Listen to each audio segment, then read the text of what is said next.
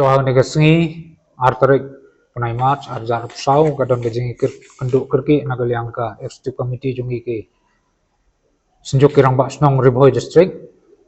idap de jing sngukya halor ka jing penslem jong ka sarkar banthong yo video bopura hangkai hablok umsning namar ba kumba pi ba ngila tho ya ke city so concern minister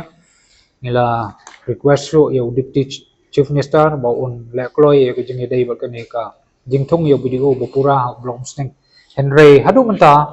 umsam don gano ka respond nagaliang government Teni gasngi nagaliang jong ngi kirang basnong nilai kendo perki bat ngi panpau ya jing sngausi namar ba nadu u December umsam ladon chu ya gino ki payment gi bakin le nagata gi office lada day ha jingi day ki MG NRGA ha lada day ha jingi day bat ki SRWP bat ki wi scheme te teng hadien ba ngila le kendo iki ngilek namar kirang basnong pila snguthu hi kim day ki ba ya khi surok teng gani government kasim kabu man ya gijing long lui jongi kirang basnong te da gijing bomban se ani gasngi namar ba kat video usudan tang ya ka judiciary power umdan ya ka financial power kalong gijing do nong sisa yangi ki rang basnong bat ki pajba hi borok wei jong ka te ka dong umsning block borok wei te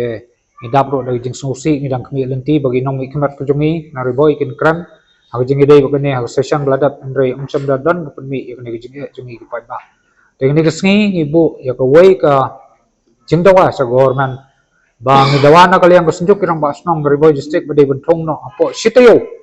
yaw neu video ba pura jong ka snem block badlada kimle kumta apo sitayo ka bomod ba ka sunjuk kirang ba snong riboy district kansim dagawai pat ki lenti ki batenge ya ka bangin saya lumlang pai ba hangtai po block development office umsneng ban yakhi teng persha ke government hak jingi dei bakne ka kam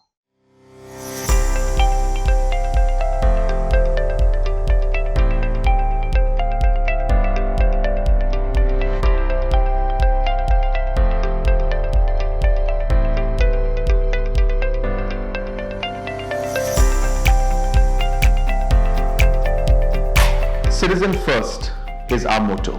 We believe that our citizens need to be connected with government for faster and efficient service delivery. I am happy to announce